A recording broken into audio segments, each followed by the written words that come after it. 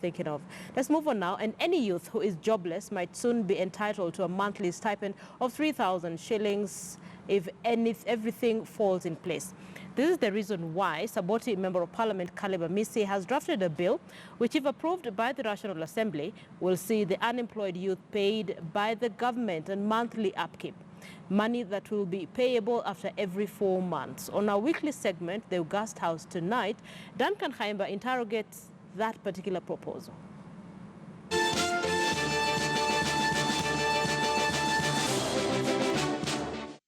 According to a United Nations Human Development Report of 2018, youth unemployment crisis in Kenya has risen to 22.2%, surpassing neighboring countries of Tanzania, Uganda and Ethiopia.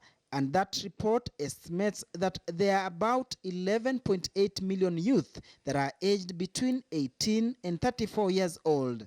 As a country, we are grappling with this number of youths who cannot be taken anywhere in terms of employment. We are not talking about just the graduates. We are also talking about the youths who are not graduates, the youths who have maybe were able to get out of school because of the same reasons of poverty.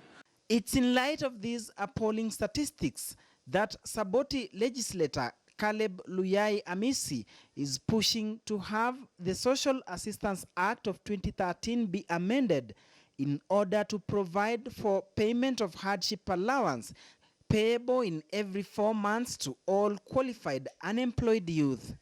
He is proposing that a person who qualifies as having no form of income receives monetary assistance from government of 3,000 shillings per month. I propose that in a month you can give a youth 3,000.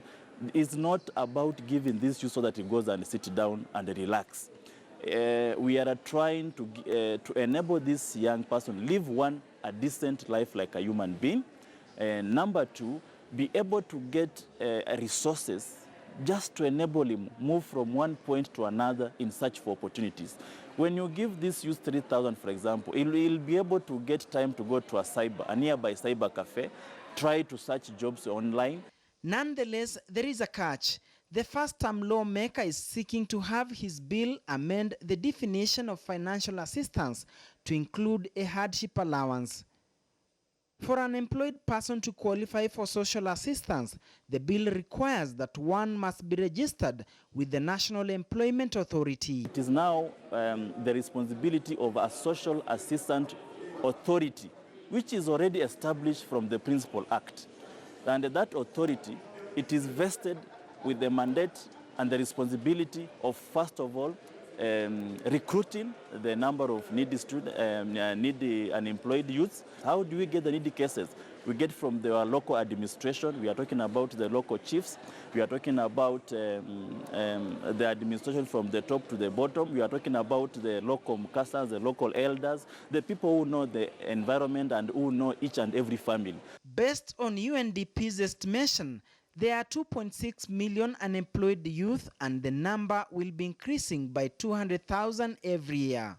A report by Parliamentary Budget Office indicates that the country will require 93.6 billion shillings to implement the proposal in the first year. So we are not giving him money because we have so much money to give to the youth. No. We are saying we are just giving him an enabling environment for him to be able to search for opportunities in whichever area of interest, because we are concentrating our money into entrepreneurship. That's why we have Youth Enterprise Fund. We have Uwezo Fund. All of it is geared towards entrepreneurship. But are we saying that all our youth are interested in entrepreneurship? We sought views of a cross-section of Kenyans over this proposed bill by the Saboti legislator. Mtu kama mimi ni student. Rent nafaa kulipa. Nakanga nyumba ya 6,500. Naona hiyo 3K kuna venye inani boost hapo. Na kama ni ya free, hatuwezi kata. I think government ikaanza encourage youth sahi kuwapatianga pesa. It encourage laziness at a point. Because sahi youths are really trying to think, wanajaribu kuhustle, kuangalia how they will make ends meet. Hiyo pesa kama ingepitishwa, hata iongezewe. Alafu iwe na ikiwa monitored, vile hiyo pesa hiyo mtu anatumia, sio kupewa tu. Manake anaweza pewa aende kwa pombe. Somebody must do something for that money to be boosted but just to stay idle and be given is not so good.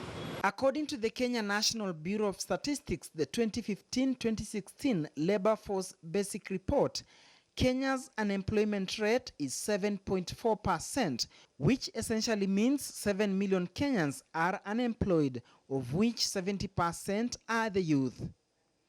As of now, the proposed bill is before the Budget Committee, which is expected to prepare a report, whereby in case it endorses the idea, they will then communicate to the legal office to publish the bill for transmission to the Labour Committee.